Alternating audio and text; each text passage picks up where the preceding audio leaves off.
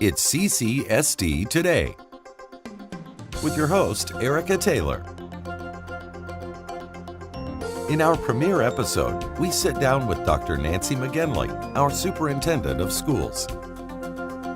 Hear our exclusive one-on-one interview and get Dr. McGinley's State of the School District. CCSD Today starts right now. Good evening and welcome to CCSD Today. I'm your host, Erica Taylor. Tonight's show is our premiere show and we're so excited to bring it to you where you'll have an opportunity to learn about all the great things that Charleston County School District has to offer. During tonight's show, we're going to sit down and talk with our superintendent, Dr. Nancy McGinley, who's going to give you a state of the school district. I want you to stay tuned because we'll be right back with CCSD Today.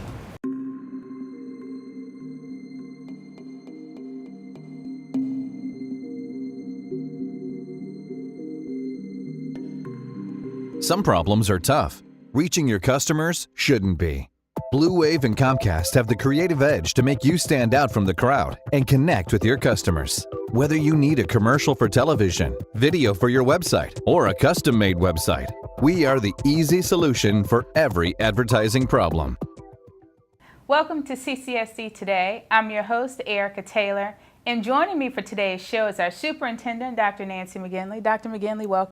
Thank you, Erica. Thank you for being here today. I'd like to say that, we're doing great this year. We've started school a little over a month.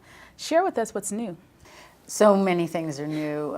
The biggest are the 4 new buildings that we opened on the peninsula and in Springfield, where we opened a brand new Montessori facility downtown in downtown Charleston. We have Buste Academy, Memminger Elementary, and Charleston Progressive Academy, all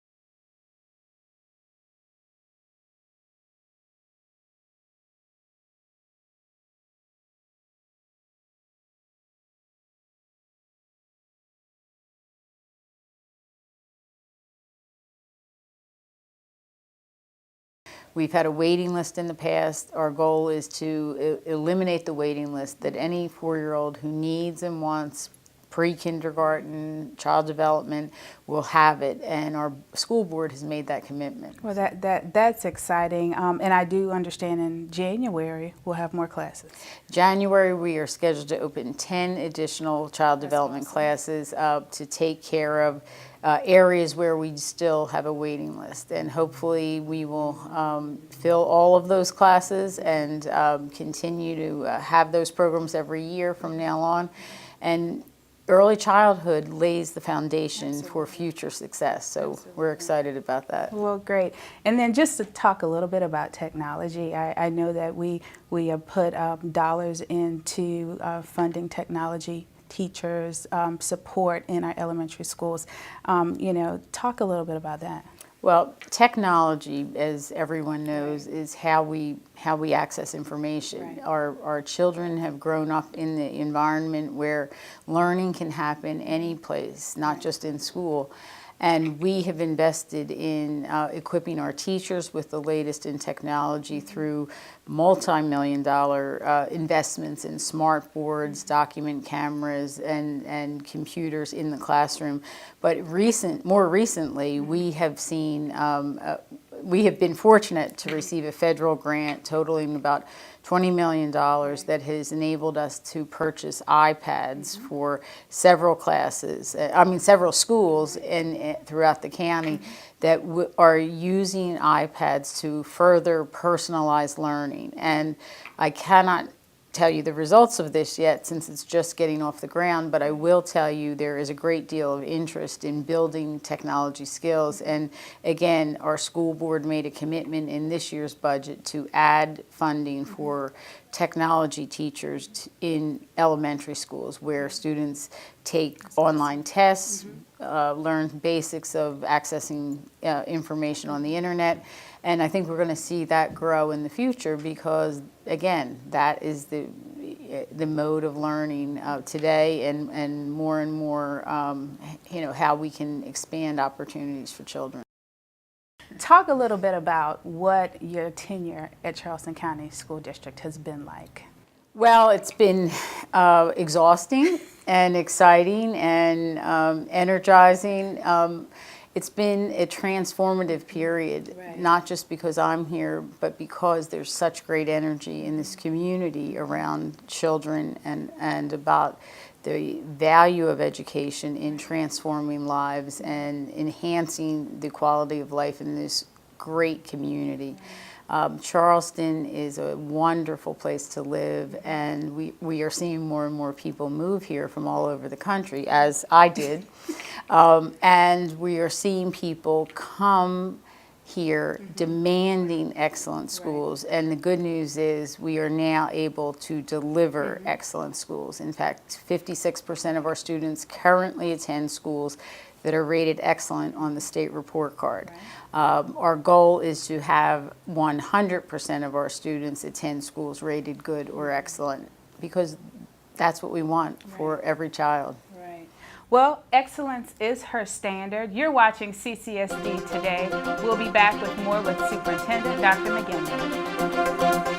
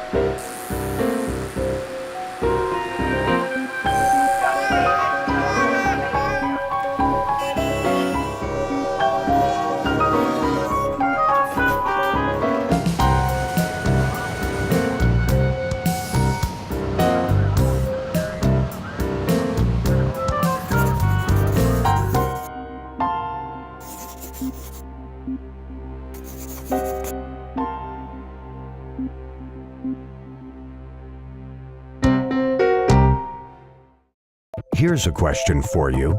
What does this look like? It may look like a blank screen, but it's really an opportunity for you to reach your customers with a great television commercial, video for your website, or website design. Comcast and Blue Wave Productions can create the right message to get you noticed. Call today and take the opportunity to make your business stand out from the crowd. Welcome back to CCSD Today, and I'm here with Dr. Nancy McGinley, Superintendent. Dr. McGinley, when we were talking earlier, you were sharing with us about our schools that are rated excellent. Talk a little bit about those schools that are not, and what are we doing? Well, exciting programs are in play right now, and one is called the Renaissance Project. Okay. We identified schools that have been lagging behind or not improving the way the other schools have, and we counted 4 elementary schools in that group. And we made a proposal to the school board to do something radically different. Right. And it entailed three parts. One was every teacher had to reapply for their position. Okay. And they were not automatically brought back to the school. They were brought back if they met certain criteria. And the criteria was objective. Have they moved students in terms of achievement going up?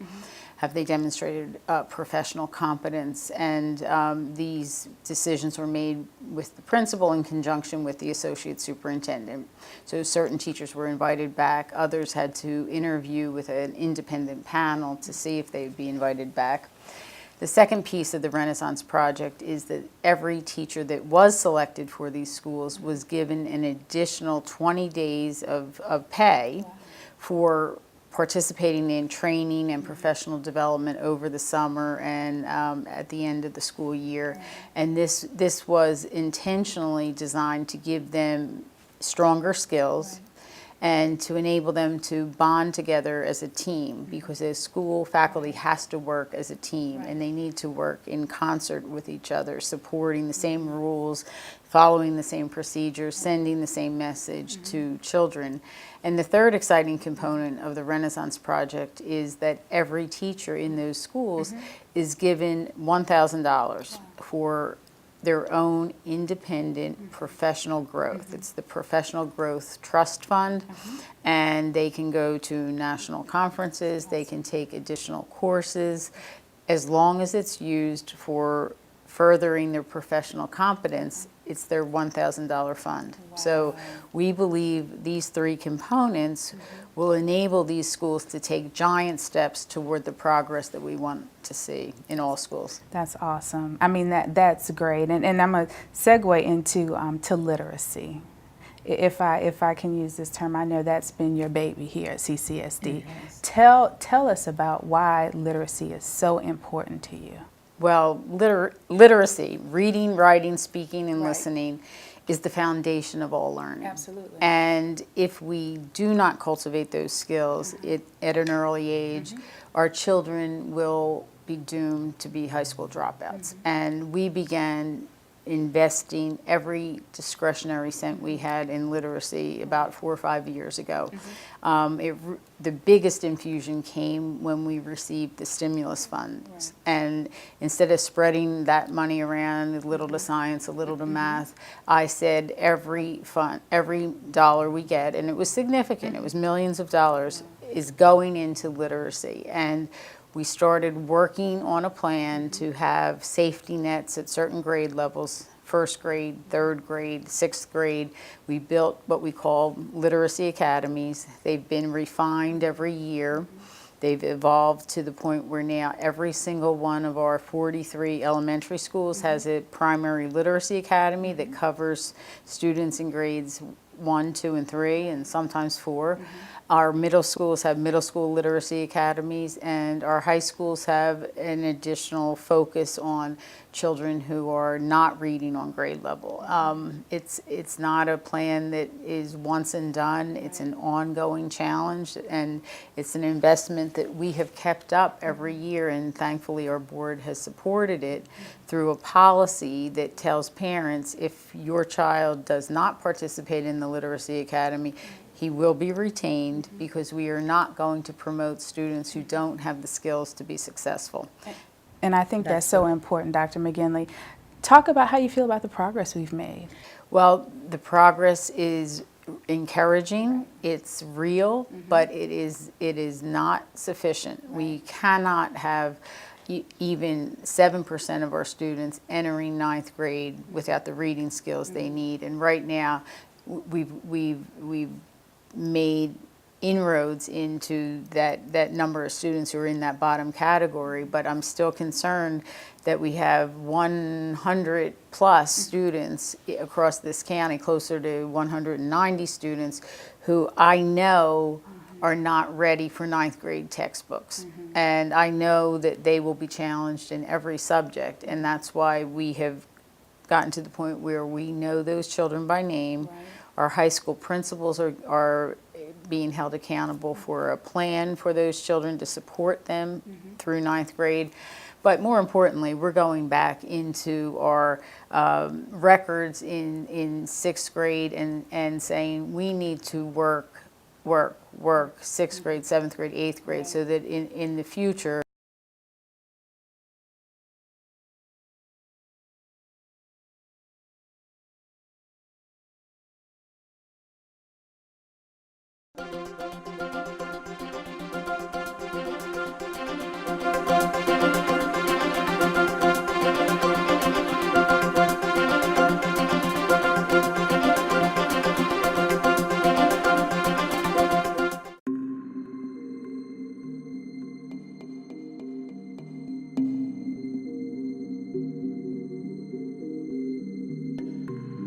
Some problems are tough. Reaching your customers shouldn't be.